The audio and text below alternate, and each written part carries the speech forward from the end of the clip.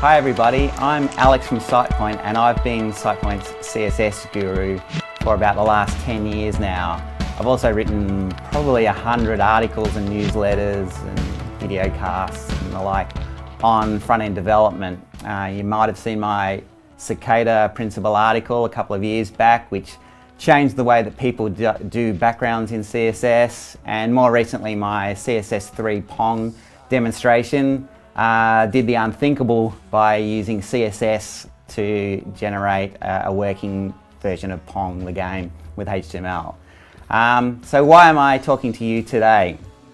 I've got a passion for CSS and particularly recently CSS animation. I think there's some amazing things that you can do with it and not too many people are aware of how powerful it can be.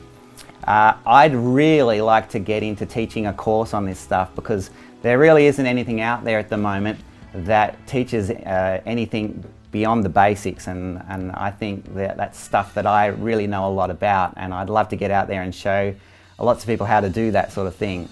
To get the time to do this course, I'm going to need to go to my boss with a plan and to take me out of my normal day-to-day activities. So what I need from you is a commitment of 200 of you to commit $10 to this course that I'm looking to put together.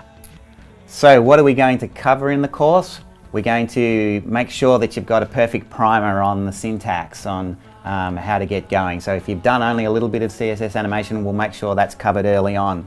We're also going to cover pre-processors, God, I hate that word, pre-processors, in particular Sass and the Bourbon library, because once you start to get complicated with this stuff at all, it's almost impossible to do without some help from Sass. So I'm going to help you get set up with Sass and Bourbon to make this stuff a lot easier than it would be otherwise.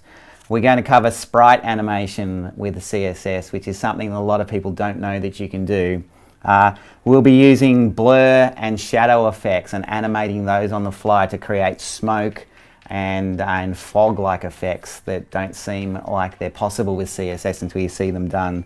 We'll be using cicada-like time signatures on our animations. Instead of using space as a way of using numbers to get interesting effects, we'll be using time to get organic feeling animations that don't feel like they're being run on a timeline. This is going to be great fun. I'm really looking forward to it, and I think I can give you $10 worth of value in the first 10 minutes probably. So let's make this happen, and yeah, let's get started. Thank you.